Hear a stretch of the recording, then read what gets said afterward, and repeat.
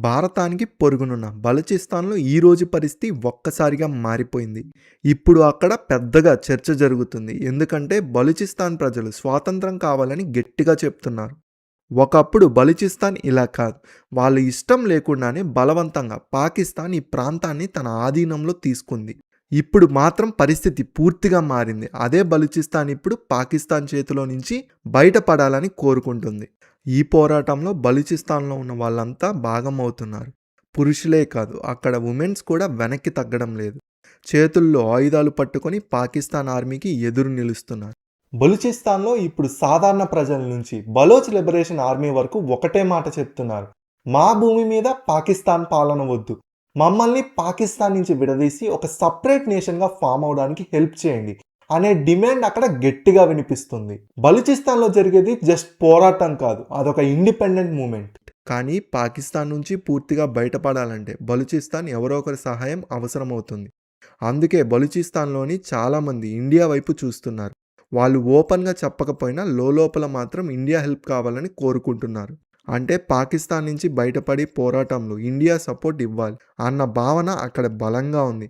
కానీ ఇక్కడ ఒక పెద్ద సందేహం వస్తుంది. ఒకవేళ బలూచిస్తాన్ నిజంగా ఒక ఇండిపెండెంట్ కంట్రీగా మారితే తర్వాత వాళ్ళ పరిస్థితి ఏంటి? ఒంటరిగా నిలబడగలరా లేదా ఎవరో ఒకరి మీద ఆధారపడాల్సి వస్తుందా? ఇదే ఇప్పుడు అందరి మైండ్లో తిరుగుతున్న అసలైన ప్రశ్న. ఎందుకంటే బలూచిస్తాన్ దగ్గర ఇప్పటికీ అంత బలమైన వనరులు లేవు. ఒక దేశం నిలబడాలంటే కావాల్సిన ఆర్థిక బలం అక్కడ ఇంకా పూర్తిగా లేదు. అలాగే అక్కడి ప్రజలు చదువుల్లో అవకాశాలు వెతుక్కునే విషయంలో కూడా చాలా ఇబ్బందులు పడుతున్నారు. కష్టమైన పరిస్థితుల్లో కొత్త దారులు కనుక్కోవడం అంత ఈజీ కాదు. అందుకే ఇప్పుడు ఒక కొత్త ప్రశ్న వేగంగా ముందుకు వస్తుంది. ఇదే మొదటిసారి కాదు. ముందు కూడా బలూచిస్తాన్లో చాలామంది ఇండియాలో కలుస్తామని, అలాగే లేదా ఇండియాతో సహాయం కావాలని సపోర్ట్ కోరుకున్నారు. ఇప్పుడు అదే ఆలోచన మళ్ళీ బయటకు వస్తుంది. ఇప్పుడు అందరి నోట బలమైన ప్రశ్న ఏంటంటే, ఇప్పటికీ బలూచిస్తాన్లో చాలామంది ఒకటే మాట చెప్తున్నారు: పాకిస్తాన్ నుంచి విడిపోయి ఇండియాలో కలవాలని కోరుకుంటున్నాం. ఫ్రెండ్స్, ఇది చిన్న విషయం కాదు. ఇక్కడ ఒక పెద్ద పరిణామం మెల్లగా బయటకు వస్తుంది. ఇది రేపటి రోజుల్లో చాలా విషయాన్ని మార్చే అవకాశం ఉంది. అందుకే ఈ వీడియోలో ఈ విషయం మొత్తం స్టెప్ బై స్టెప్ సులభంగా అర్థం చేసుకుందాం. కానీ నా నుంచి ఒక చిన్న రిక్వెస్ట్, మీరు కానీ మన వీడియోని చివరి వరకు తప్పకుండా చూడండి. అలాగే మీకు కానీ మా వీడియోస్ నచ్చితే లైక్ చేసి సబ్స్క్రైబ్ చేసుకోండి. మీ ఫ్రెండ్స్ అండ్ ఫ్యామిలీకి మాత్రం షేర్ చేయడం మర్చిపోవద్దు. ముందుగా ఒకసారి ఈ మ్యాప్ని జాగ్రత్తగా చూడండి. ఇందులో గ్రీన్ మరియు డార్క్ గ్రీన్ కలర్లో మన ఇండియా కనిపిస్తుంది. మన దేశం పక్కనే వెస్ట్ సైడ్లో పాకిస్తాన్ని రెడ్ కలర్లో చూపించారు. ఇప్పుడు గమనించాల్సిన ముఖ్యమైన విషయం ఏంటంటే, పాకిస్తాన్కి పక్కనే మన ఇండియాకి నార్త్ వెస్ట్ వైపున లైట్ బ్రౌన్ కలర్లో కనిపిస్తున్న ప్రాంతమే బలూచిస్తాన్. చూసేసరికి అది వేరే ప్రాంతంలా కనిపించినా ఇప్పటి వరకు ఆ ప్రాంతం మొత్తం పాకిస్తాన్ కంట్రోల్లోనే ఉంది. కానీ ఇప్పుడు పరిస్థితి మెల్లగా మారుతుంది. ఈ కంట్రోల్ పూర్తిగా తగ్గిపోతున్నట్టు స్పష్టంగా అర్థమవుతుంది. ఎందుకంటే పాకిస్తాన్ ఆర్మీ బలూచిస్తాన్లోకి అడుగు పెట్టాలని ప్రయత్నించిన ప్రతిసారి అక్కడ బలోచి పీపుల్ గట్టిగా ఎదురుదాడి నిలుస్తున్నారు. అంతేకాదు, బలోచ్ లిబరేషన్ ఆర్మీ కూడా నేరుగా రంగంలోకి దిగింది. వారి దాడుల్లోనూ పాకిస్తాన్ ఆర్మీ సోల్జర్స్ మృతి చెందినట్టు పరిస్థితి వచ్చింది.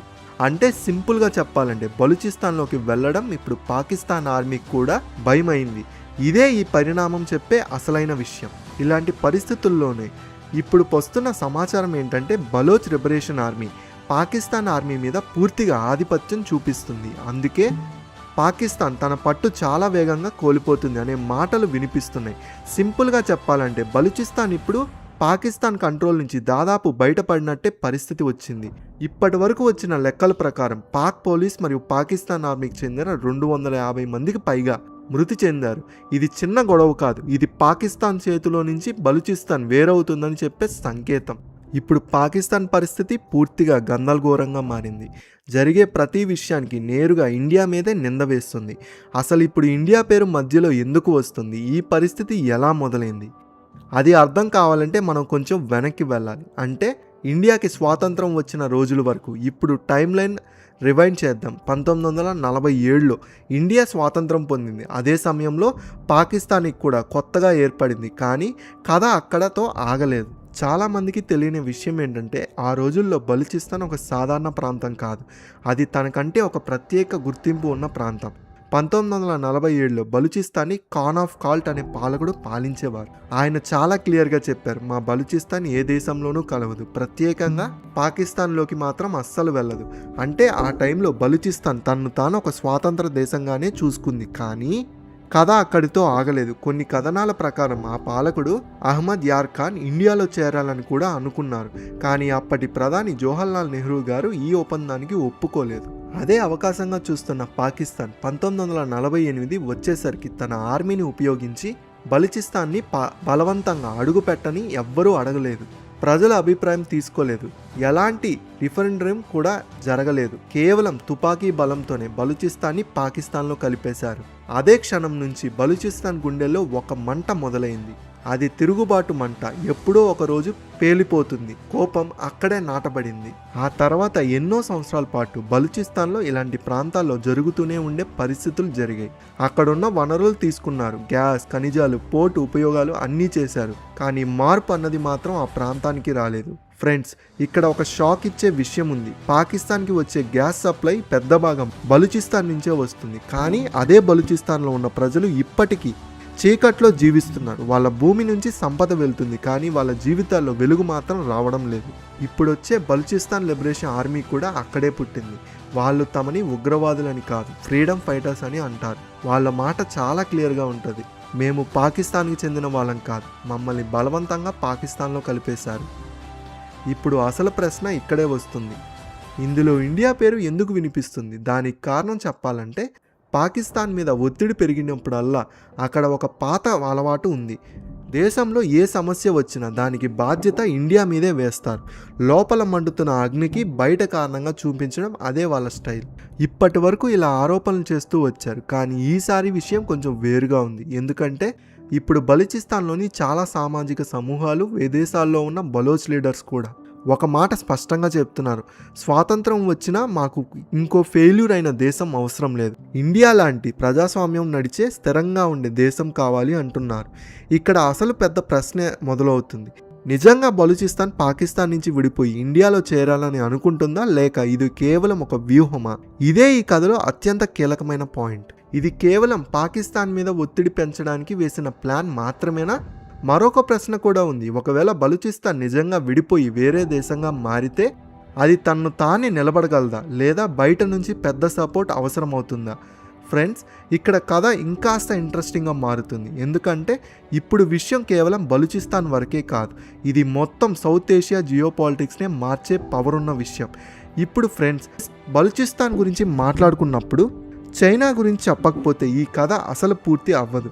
ఎందుకంటే ఈరోజు బలూచిస్తాన్ కేవలం స్వాతంత్రం కోసం పోరాటం మాత్రమే కాదు, అది చైనా కళని కంటున్న ఒక చాలా పెద్ద ప్రాజెక్ట్ మధ్యలో నిలబడింది. ఫ్రెండ్స్, ఇక్కడ మనం మాట్లాడుకున్నది చైనా పాకిస్తాన్ ఎకనామిక్ కారిడార్ అంటే సిపిఈసి గురించి.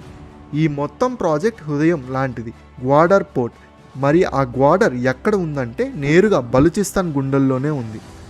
అవును, అది మొత్తం బలూచిస్తాన్ గుండెల్లోనే కూర్చుంది. ఇప్పుడు ఒకేసారి ఆలోచించండి, బలూచిస్తాన్ గనుక పాకిస్తాన్ నుంచి విడిపోతే ఎవరికి అసలు పెద్ద షాక్ వస్తుంది?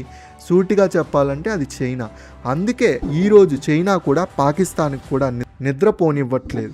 ఎందుకంటే విషయం చిన్నది, కానీ బలోచ్ లిబరేషన్ ఆర్మీ కేవలం పాకిస్తాన్ ఆర్మీ మీదే కాదు, చైనీస్ ఇంజనీర్స్, చైనీస్ కాన్వేస్ మరియు సిపిఈసి ప్రాజెక్ట్స్ మీద కూడా నేరుగా దాడులు చేసింది. అంటే ఇది ఒక సాధారణ తిరుగుబాటు కాదు, ఇది పెద్ద గేమ్ లాంటిది. మరి ఫ్రెండ్స్, ఇక్కడ పాకిస్తాన్కి విషయం అర్థమైంది. ఇది చిన్న భాగవత్ కాదు, ఇది ఒక గ్రూప్ వేసిన గొడవ కాదు, ఇది మొత్తం సిస్టమ్ని ఎదురు జరుగుతున్న పోరాటం. అంటే ఇప్పుడు అసలు ప్రశ్న ఏంటంటే, ఇండియా ఇందులో దూకగలదా? చూడండి, ఇప్పటి వరకు ఇండియా ఈ విషయంలో చాలా జాగ్రత్తగా ఉంది. అఫీషియల్గా చాలా సున్నితమైన సంబంధించి ఇండియా ఎప్పుడు బహిరంగంగా ఇలా చెప్పలేదు, బలూచిస్తాన్ విడిపోవడంలో మేము సహాయం చేస్తామని. అంటే మాటల్లో కాదు, చాలా కూల్గా, చాలా కంట్రోల్తో ఈ గేమ్ చూస్తుంది. కానీ ఇండియా మాత్రం ఒక విషయం మాత్రం స్పష్టంగా చెప్పింది, బలూచిస్తాన్లో మానవ హక్కులు ఉల్లంఘన జరుగుతున్నాయని. ఇది చిన్న మాట కాదు, చాలా స్ట్రాంగ్ మెసేజ్. ఇప్పుడు ఆసక్తికరమైన విషయం ఏంటంటే ఇటీవల పాకిస్తాన్ మళ్ళీ అలవాటు కదా ఇండియా మీద ఆరోపణలు చేసింది. ఇప్పుడు ఇండియన్ అధికారులు ప్రతినిధి రణ్ధీర్ జైస్వాల్ ఈ అవకాశాన్ని ఉపయోగించుకొని ఏం చేశారంటే సింపుల్గా గట్టిగా ఈ పోస్ట్ పెట్టారు. ఈ పోస్ట్లో అర్థం ఒకటే, బలూచిస్తాన్లో ప్రజలు ఏం కోరుకుంటున్నారో ఆ డిమాండ్ నెరవేర్చాలని. మాటలు కాస్త కూల్గా ఉన్నాయి కానీ అర్థం మాత్రం చాలా క్లియర్గా ఉంది. ఇప్పుడు ఒక మాట చెప్పుకోవాలి, మాటలు ఎలా చెప్పినా సరే సూచన మాత్రం చాలా క్లియర్గా ఉంది. బలూచిస్తాన్ నిజంగా స్వాతంత్రం కోరుకుంటే వాళ్ళని స్వాతంత్రం రావాల్సిందే అన్నది మా భావన. ఇదే విషయం పాకిస్తాన్కి అస్సలు నచ్చదు, చాలా అసహ్యంగా ఉంటుంది. ఇప్పుడు ఫ్రెండ్స్, భవిష్యత్తులో నిజంగా బలూచిస్తాన్ స్వాతంత్రం అయితే వాళ్ళ ముందు 3 మార్గాలు ఉంటాయి. మొదటి మార్గం పూర్తిగా ఒక కొత్త స్వాతంత్ర దేశంగా మారడం. కానీ నిజం చెప్పాలంటే ఇది అంత ఈజీ కాదు, చాలా కష్టం. ఎందుకంటే ఇక్కడ జనాభా చాలా ఎక్కువ, ఆర్థిక పరిస్థితులు కూడా బలహీనంగా ఉన్నాయి. చుట్టూ చూస్తే శత్రువులు, పరిస్థితులు ఎక్కువగా ఉంటాయి. ఇలాంటి పరిస్థితుల్లో నిలబడడం అంతే ఈజీ కాదు. ఇప్పుడు రెండో మార్గం ఏంటంటే ఏదైనా పెద్ద శక్తి అందులోని వెళ్ళడం. కానీ ఇక్కడ ఒక క్లియర్ విషయం ఉంది, చైనా మాత్రం ఇప్పుడు ఇండియా ప్రభావంలో ఉన్న ప్రాంతాన్ని తన వైపు తీసుకురావాలని అనుకోదు. ఇప్పుడు మూడో మార్గం ఇప్పటి వరకు పెద్దగా బయట మాట్లాడని ఆ ఆప్షన్, అదే ఇండియాతో ఒక స్ట్రాంగ్ స్ట్రాటజిక్ రిలేషన్. అంటే నేరుగా కలవడం కాకపోయినా భద్రత, సహకారం, మద్దతు ఇలాంటి విషయాల్లో ఇండియా దగ్గరే ఉండే దారి. అంటే నేరుగా ఇండియాలో కలవకపోయినా కూడా సహకారం మాత్రం గట్టిగా ఉంటాయి. అలా జరిగితే పాకిస్తాన్కి నిజంగా కుదుపు తప్పదు. అందుకే ఫ్రెండ్స్, ఈరోజు పాకిస్తాన్ అసలు భయం బలూచిస్తాన్ కంటే కూడా భారత్ ఏం చేస్తుందని. ఎందుకంటే బలూచిస్తాన్ లిబరేషన్ ఆర్మీ సహాయంతో చాలాసార్లు ఇండియా వైపు ఆశతో చూశారు. ఇది కొత్త విషయం కాదు. ఇలాంటి సమయంలో ఇండియా కనుక బలూచిస్తాన్కి ఏదైనా మద్దతు ఇస్తే భవిష్యత్తులో బలూచిస్తాన్, భారత్ మధ్య అన్ని దారులు ఓపెన్ అవుతాయి. ఇది కేవలం రాజ్యాంగం కాదు, స్ట్రాటజిక్ కూడా పెద్ద మార్పుని తీసుకొని వస్తుంది. ఇప్పుడు ఫ్రెండ్స్, మీరందరూ ఇండియన్ వ్యూవర్స్ ఒక్కసారి ఆలోచించండి. బలూచిస్తాన్ స్వాతంత్రం విషయంలో ఇండియా ఎలా ఉండాలని మీకేమనిపిస్తుంది? పూర్తిగా సహాయం చేయాలా లేదా కేవలం వ్యూహాత్మకంగా ఒక లిమిట్ వరకు మాత్రమే మద్దతు ఇవ్వాలి? బలూచిస్తాన్ స్వాతంత్రం విషయంలో ఇండియా నేరుగా సహాయం చేయాలా లేదా వ్యూహాత్మకంగా ఇండైరెక్ట్గా తనకి హెల్ప్ చేయాలి? మీ అభిప్రాయాన్ని కామెంట్ సెక్షన్లో కామెంట్ చేయండి.